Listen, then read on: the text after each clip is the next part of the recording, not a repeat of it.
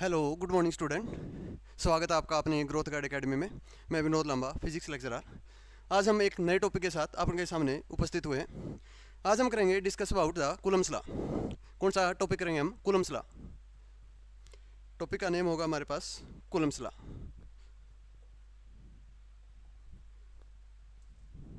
Coulomb's law, Coulomb's law. अब जो Coulomb's law है ये हमारे को क्या बताता है कि आपके पास कोई भी दो चार्ज हैं और दोनों चार्ज क्या होने चाहिए कूलम्स लॉ के लिए। जो कूलम्स लॉ वैलिड होगा उसके लिए दोनों चार्ज किस में होने चाहिए? आपके पास रेस्ट में होने चाहिए। तो कूलम्स लॉ है वो एप्लीकेबल होगा बहुत पॉजिटिव एंड नेगेटिव चार्ज के लिए, कि दोनों चार्ज आपके पॉजिटिव भी हो सकते हैं, दोनों चार्ज आपके नेगेटिव भी हो सकते हैं, और दोनों चार्जेज हैं वो आपके अपोजिट भी हो सकते हैं। जैसे एक चार्ज आपके पास पॉजिटिव होगा तो दूसरा चार्ज आपके पास क्या हो सकता है? नेगेटिव हो सकता है। तो ये कहता है कि मान लेते हैं हमारे पास कोई भी दो चार्ज लिए, ये मेरे पास Q1 चार्ज ले लेता हूँ प्लस Q1 चार्ज है, और ये मेरे पास क्या है? Q2 चार्ज है। इसको मैं क्या ले लेता हूँ? प्लस Q2 चार्ज ले लेता हूँ। और इसके बीच की जो सेपरेशन है, जो डिस्टेंस है, वो सपोज कर लेता हूँ मैं कितनी है? R है। इसके बीच की डिस्टेंस कितनी है? R है। अभी कहता है कि जो Q1 है वो Q2 के ऊपर फोर्स लगाएगा, और Q2 है Q1 के ऊपर फोर्स लगाएगा। दोनों चार्ज क्या है? लाइक चार्ज हैं। Then there is Coulomb force of repulsion. यानी कौन सी फोर्स होगी? रिपल्सन फोर्स होगी। क्यों? क्योंकि दोनों चार्ज क्या हैं? लाइक चार्ज हैं। जब आपके पास दोनों चार्ज लाइक हैं तो रिपल्सिव फोर्स क्या है? आपके पास एप्लीकेबल होगी। तो कूलम्स लॉ ये कहता है कि जो force between the charges F is directly proportional to product of the charges, कि कोई भी दो चार्ज है उसका क्या होगा? प्रोडक्ट होगा। And force is inversely proportional to square of distance between them. उसके बीच की डिस्टेंस कितनी है? R है। उसका हमने क्या कर दिया? इनवर्सली प्रोपोर्शनल कर दिया square of distance between them. जब दोनों इक्वेशन को जब हम कंबाइन करेंगे तो F is directly proportional to Q1 Q2 upon R square होगा। यस और no? Yes, Q1 Q2 upon है R स्क्वायर। और F is equal to proportionality का सिंबल हटा दीजिए, K Q1 Q2 upon R square. Where K क्या है आपके पास? K हमारे पास क्या है? ये जो K है हमारे पास, ये जो हमारे पास K है, इसको हम क्या बोलेंगे? Coulomb's constant. कूलम कांस्टेंट भी बोल सकते हैं इसको। क्या बोल सकते हैं इसको? Coulomb constant. और इलेक्ट्रोस्टैटिक, और क्या बोल सकते हैं? Electrostatic force constant. Electrostatic force constant, ये भी हम इसको बोल सकते हैं। क्या क्या बोल सकते हैं हम? कूलम कांस्टेंट और इलेक्ट्रोस्टैटिक फोर्स कांस्टेंट। अब ये जो K है जिसको आप क्या बोल रहे हैं? फोर्स कांस्टेंट या इलेक्ट्रोस्टैटिक कांस्टेंट बोल रहे हैं, इसकी वैल्यू होती है हमारे पास। क्या होती है हमारे पास? इसकी वैल्यू होती है जो K होगा हमारे पास यहाँ, K इज इक्वल टू किसके इक्वल होगा? 1/4 एप्सिलॉन। किसके इक्वल होगा? 1/4 एप्सिलॉन। ये जो एप्सिलॉन है ये हमारे पास क्या है? ये जो एप्सिलॉन है ये हमारे पास क्या है? ये जो हमारे पास एप्सिलॉन है ये है परमिटिविटी। क्या है ये? परमिटिविटी। ये हमारे पास क्या है? परमिटिविटी है। और this can be written as K is equal to 1/4 epsilon naught epsilon R भी लिख सकते हैं इसको। ये जो एप्सिलॉन है ये किसके इक्वल होगा हमारे पास? एप्सिलॉन नोट एप्सिलॉन R के इक्वल होगा। यहाँ जो एप्सिलॉन नोट आप यूज कर रहे हैं, जो एप्सिलॉन नोट वर्ड आप यूज कर रहे हैं, एप्सिलॉन नोट, ये क्या होती है? Absolute permittivity. क्या होगी? एब्सोल्यूट। कौन सी? Absolute permittivity. Permittivity of free space, of free space. And epsilon R क्या होगी हमारे पास? Epsilon R relative permittivity. Relative permittivity क्या होगी ये? रिलेटिव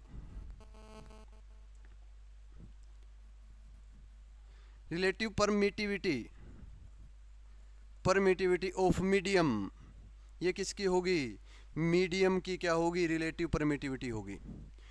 क्या होगा हमारे पास? जो फोर्स कांस्टेंट आया था हमारे पास जिसको आप क्या बोले थे? कूलम कांस्टेंट, इसकी वैल्यू हमारे पास किसके इक्वल थी? 1/4 एप्सिलॉन नोट। और यहाँ से इसको हम स्पेसिफाई करके लिखें तो क्या लिख सकते हैं? 1/4 एप्सिलॉन नोट एप्सिलॉन R। ये जो एप्सिलॉन नोट है, ये जो एप्सिलॉन नोट है इसको क्या बोलते हैं? Absolute permittivity of free space. और जो एप्सिलॉन R है इसको हम क्या बोलेंगे? Relative permittivity of medium. कि ये जो चार्ज हैं दोनों मीडियम के अंदर भी हो सकते हैं, और ये जो दोनों चार्ज है वो हमारे पास किसी भी वैक्यूम के अंदर भी हो सकते हैं। दोनों पॉसिबिलिटीज़ है हमारे पास। तो यहाँ हमारे पास ये वैल्यू किसकी आ गई? कूलम फोर्स आ गया। कूलम फोर्स दोनों के बीच में अगर सेम चार्ज है तो कौन सा होगा? कूलम फोर्स ऑफ अट्रैक्शन लगेगा। तो हमारे पास क्या होगा? कूलम फोर्स ऑफ अट्रैक्शन आ गया। यहाँ से हमारे पास कूलम फोर्स ऑफ अट्रैक्शन आने के बाद, जब हमारे पास कूलम फोर्स ऑफ अट्रैक्शन आ रहा है, जब हमारे पास क्या आ रहा है, कूलम फोर्स ऑफ अट्रैक्शन आ रहा है, अब ये कहता है कि जो इलेक्ट्रोस्टैटिक फोर्स है इसको आप क्या बोल रहे हैं, इलेक्ट्रोस्टैटिक फोर्स कांस्टेंट बोल रहे हैं, and medium existing between the charges. इसकी क्या होगी, ये जो वैल्यू होगी के की, ये जो हमारे पास के की जो वैल्यू आएगी, वो के की वैल्यू हमारे पास किसके ऊपर डिपेंड करेगी, depend on the system of unit use. ये जो के की वैल्यू है, जो हमारे पास के आ रहा है, क्या आ रहा है हमारे पास है, जो के आ रहा है, के वैल्यू ऑफ के, वैल्यू ऑफ के depend on chosen unit, chosen unit के ऊपर डिपेंड करा है, और किसके ऊपर डिपेंड करेगा, किसके ऊपर डिपेंड करा है, चूजन यूनिट के ऊपर डिपेंड करा है, and medium existing between the charges, और चार्ज के बीच में जो मीडियम है, एंड किसके ऊपर, and medium existing between the charges, कि चार्ज के बीच में मीडियम क्या है उसके ऊपर भी क्या करता है, ये डिपेंड करता है।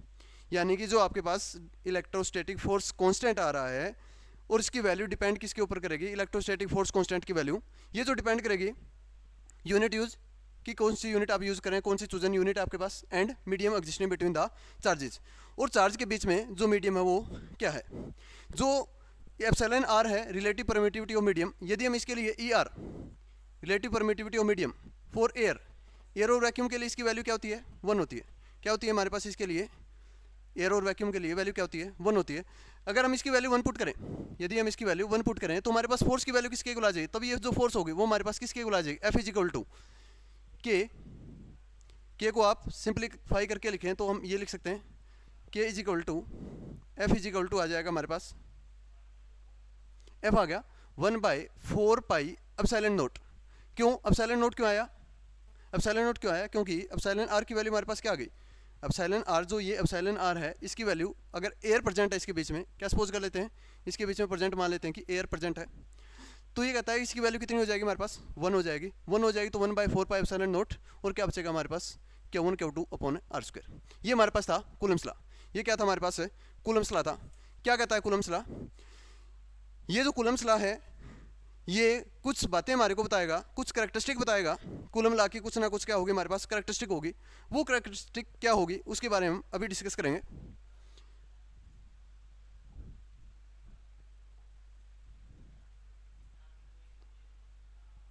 Characteristic of Coulomb's law.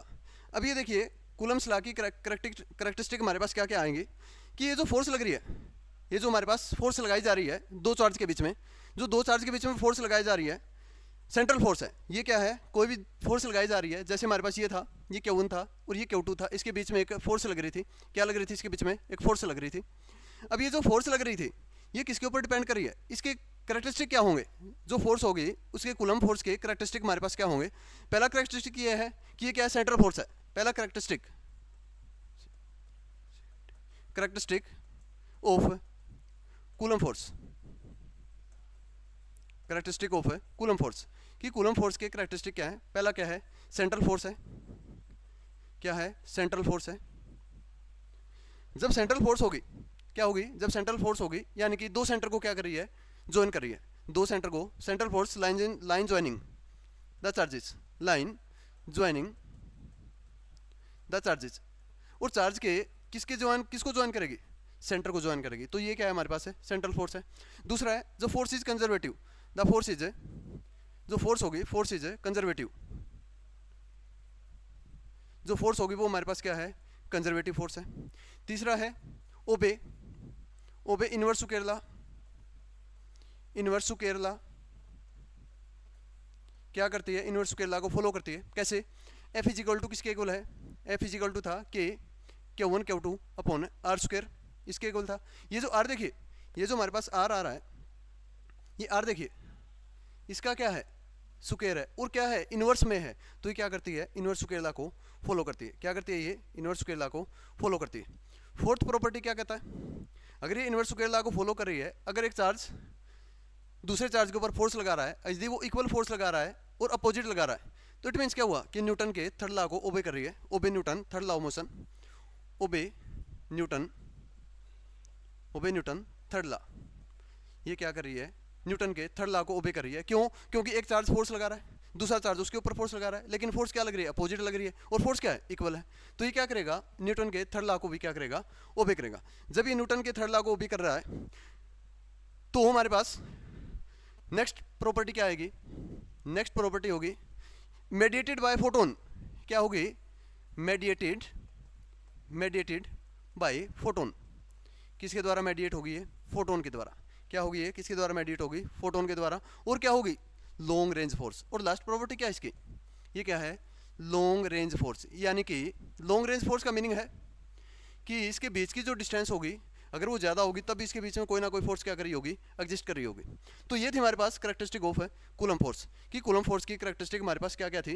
पहली करेक्टरिस्टिक थी central force line joining the charge, कि चार्ज कहाँ होगा, सेंटर के ऊपर होगा, तो लाइन ज्वाइनिंग इसके सेंटर को क्या किया जाएगा, ज्वाइन किया जाएगा। The force is conservative, force क्या होगी, कंजर्वेटिव होगी। Obey inverse square law, inverse square law को फॉलो करेगी। क्यों करेगी, क्योंकि ये देखिए यहाँ ये जो हमारे पास आर है उसका स्क्वायर है और इनवर्स के अंदर पड़ा हुआ है। Obey Newton third law. क्यों, क्योंकि ये चार्ज, अगर ये चार्ज इसके ऊपर फोर्स लगा रहा है तो ये चार्ज इसके ऊपर भी फोर्स लगा रहा है, और फोर्स क्या है, इक्वल है, और इक्वल है तो एंड अपोजिट भी है, और क्या है, इक्वल है तो अपोजिट भी है। तो ये क्या करेगा, न्यूटन थर्ड लॉ को फॉलो करेगा। And mediated bye photon.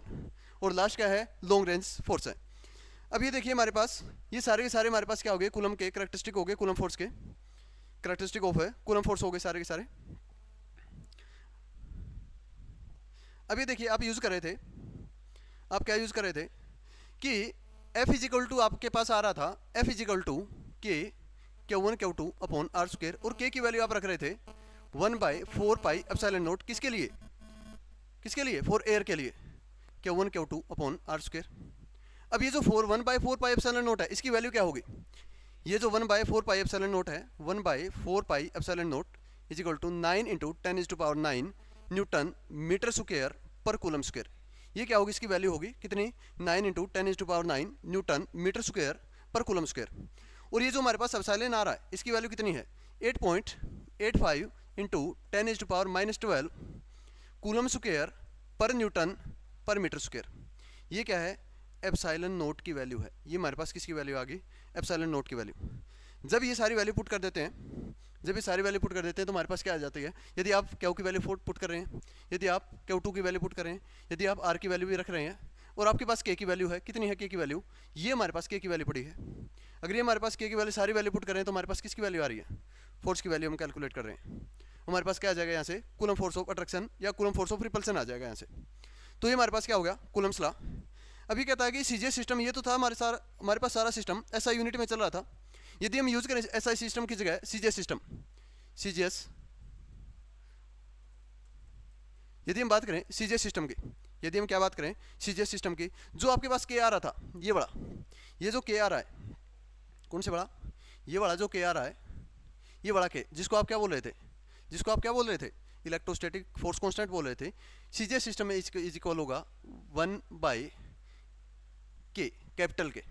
और ये जो के है ये क्या होगा हमारे पास है, डाई इलेक्ट्रिक है, ये हमारे पास क्या होगा, डाई इलेक्ट्रिक है कांस्टेंट। इसको हम क्या बोलेंगे, डाई इलेक्ट्रिक है कांस्टेंट। जब हम क्या कर रहे हैं, फोर्स को सीजीएस सिस्टम के अंदर रख रहे हैं, जब आप फोर्स को किस में रख रहे हैं, सीजीएस सिस्टम के अंदर रख रहे हैं, तो ये हमारे पास किसकी वैल्यू आ गई, डाई इलेक्ट्रिक है कांस्टेंट की वैल्यू हमारे पास आ चुकी है। अब कुछ सब्सटेंस होते हैं उसके डाइलेक्ट्रिक कांस्टेंट की वैल्यू भी अलग अलग होती है। जैसे कोई मटेरियल है या कोई भी मीडियम है, उसके लिए डाइलेक्ट्रिक कांस्टेंट की वैल्यू भी हमारे पास क्या होगी, अलग अलग होगी। मैं ये कुछ डाइलेक्ट्रिक कांस्टेंट है, कुछ मीडियम है, उसके डाइलेक्ट्रिक कांस्टेंट है वो यहाँ लिख दे रहा हूँ।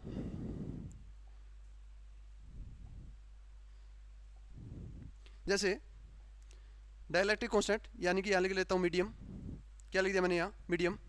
और यहाँ मेरे पास क्या होगा, डाई इलेक्ट्रिक, क्या लिख दिया मैंने यहाँ, डाई इलेक्ट्रिक कांस्टेंट, क्या लिख दिया मैंने यहाँ, डाई इलेक्ट्रिक है कांस्टेंट रख दिया।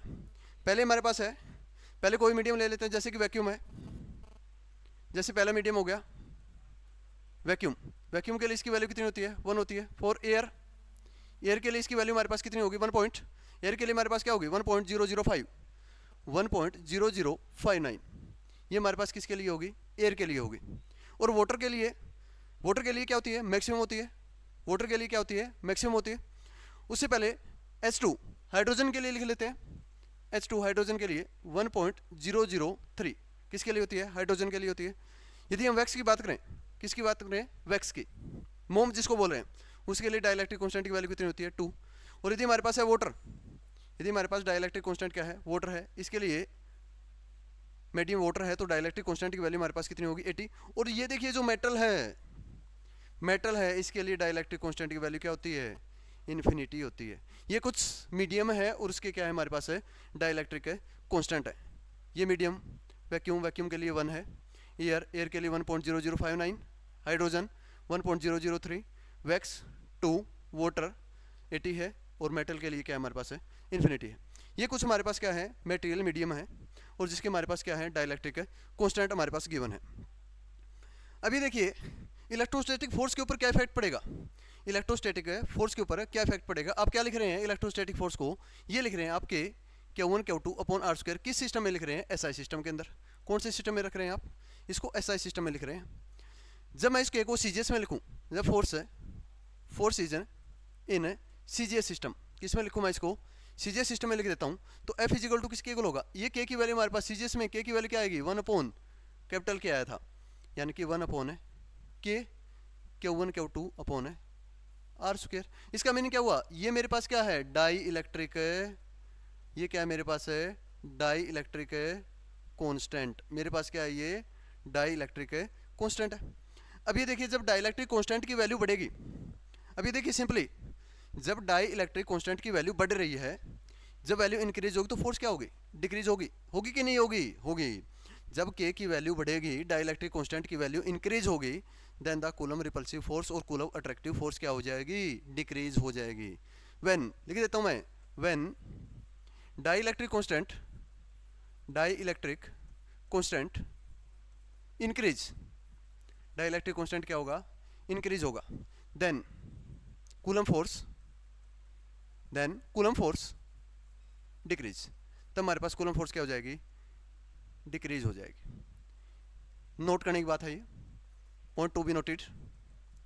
क्या होगा, when dielectric constant increase then the Coulomb force decrease, तब हमारे पास कूलम फोर्स क्या हो जाएगा, डिक्रीज हो जाएगा। तो ये था हमारे पास कूलम्स लॉ। कूलम्स लॉ के कैरेक्टरिस्टिक क्या थे, जब दो चार्ज किसी भी मीडियम के अंदर पड़े हुए थे तो उसके बीच में फोर्स है वो कैसे वेरी कर रही थी, किसके ऊपर डिपेंड कर रही थी, किसके ऊपर डिपेंड कर रही थी, डाइलेक्ट्रिक कांस्टेंट के ऊपर डिपेंड कर रही थी। ये वैल्यू हमारी किसके ऊपर डिपेंड कर रही थी, डाइलेक्ट्रिक कांस्टेंट के ऊपर डिपेंड कर रही थी। तो ये हमारे पास था topic Coulomb's law and there characteristic. तो चैनल को शेयर एंड सब्सक्राइब कीजिए, growth guide academy share and subscribe and comment also. आपको कैसा लगा, नए चैप्टर के साथ हम कल फिर आपके सामने उपस्थित होंगे। धन्यवाद।